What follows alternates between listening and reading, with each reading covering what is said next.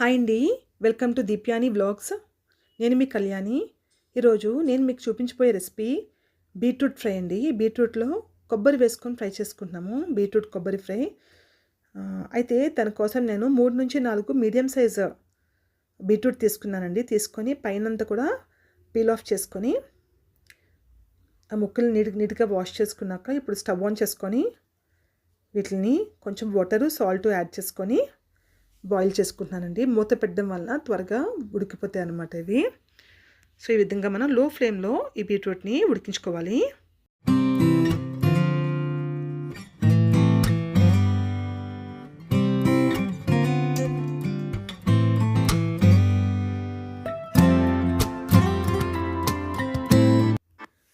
Beetroot ఉడికేలోపు మనం కొబ్బరి తురుముని prepare చేసుకుందామండి. దానికోసం నేను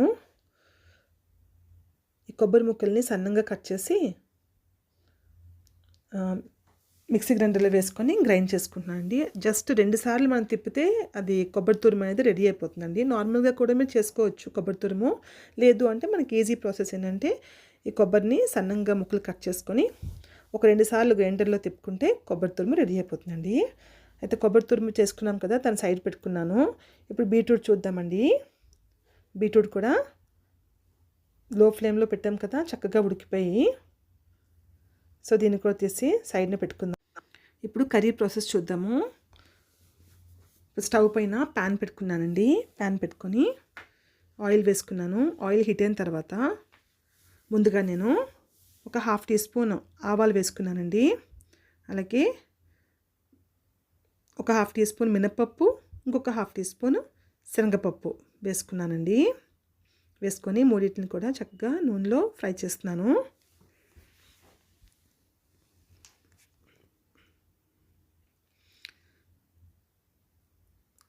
ఇందులోని ఒక గుప్పెడు కరివేపాకు వేసుకున్నానండి. కరివేపాకు వేసుకొని లో ఫ్లేమ్లో వీటిని ఫ్రై చేసుకోవాలి. అస్సలు హై ఫ్లేమ్ పెట్టకూడదండి. హై ఫ్లేమ్ పెడితే పోపు అంతా కూడా మాడిపోతుంది.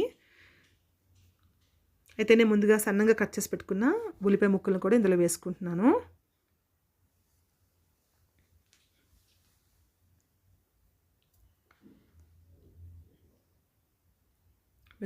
అలాగే ఒక 4-5 పచ్చిమిర్చి కూడా వేసుకున్నానండి. వేసుకొని లో ఫ్లేమ్ మీద ఈ ఉల్లిపాయ ముక్కలన్నీ కూడా ఫ్రై చేసుకుంటున్నాను.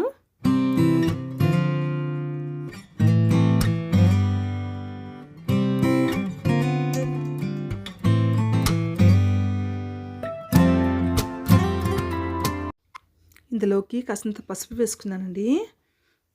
పసుపు వేసుకున్నాక ఈ ఆనియన్స్ని చక్కగా లో ఫ్లేమ్లో ఫ్రై చేసుకోవాలి.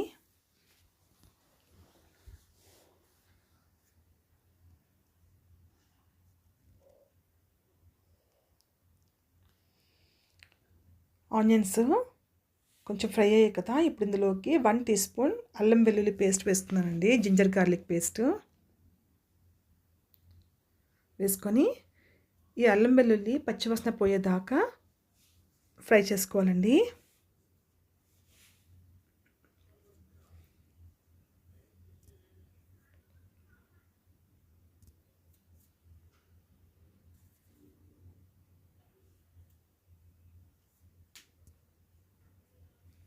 ఇప్పుడు ఇందులోకి మనం ముందుగా బాయిల్ చేసి ఉంచుకున్నాం కదండి బీట్రూట్ ముక్కలు, వాటిని ఇందులో వేసుకుంటున్నానండి.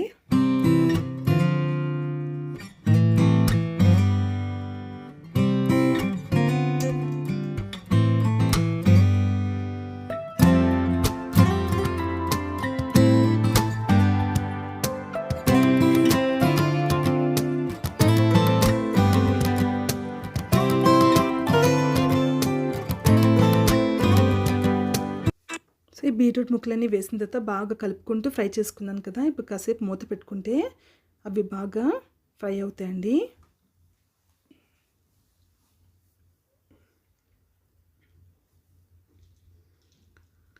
ఇప్పుడు మూత తీసి చూసాం కదా, బాగా ఫ్రై అయిపోయేవి. ఇప్పుడు ఇందులోకి నేను ఒక 1/2 టీ స్పూన్ కారం వేసుకున్నాను. అలాగే ఒక 1/2 టీ స్పూన్ ధనియాల పొడి, జీలకర్ర పొడి వేసుకున్నానండి. వేసుకొని లో ఫ్లేమ్ మీద మరి కాసేపు ఫ్రై చేసుకుంటున్నాను.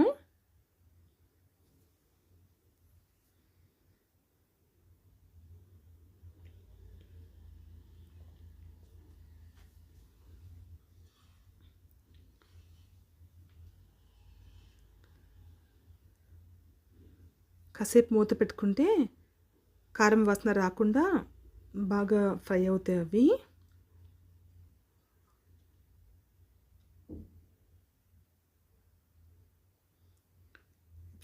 ఇప్పుడు ముందుగా తురిమి పెట్టుకున్న కొబ్బరి తురుము ఇందులో వేసుకున్నానండి. కొబ్బరి తురుము వేసుకొని లో ఫ్లేమ్లోనే బీట్రూట్ ముక్కల్లో కొబ్బరి తురుము బాగా పట్టేలాగా మొత్తం అంతా కూడా కలుపుకుంటూ ఫ్రై చేసుకుంటున్నానండి.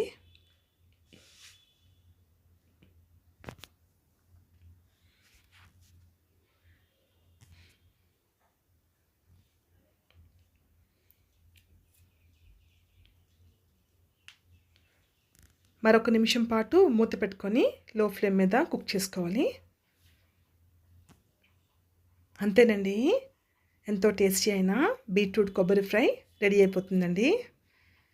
ఇది రసంలోకి సైడ్ డిష్ కింద, అలాగే సాంబార్ చేసుకున్నప్పుడు, అలాగే మనం ప్లెయిన్ పప్పు చేసుకుంటాం కదా, అప్పుడు కూడా దీన్ని సైడ్ డిష్ కింద మనం చేసుకోవచ్చండి.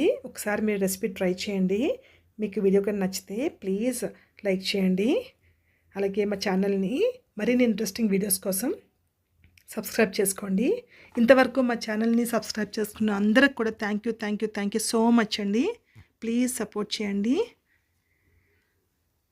అలాగే వీడియోని మాత్రం ప్లీజ్ లైక్ చేయండి.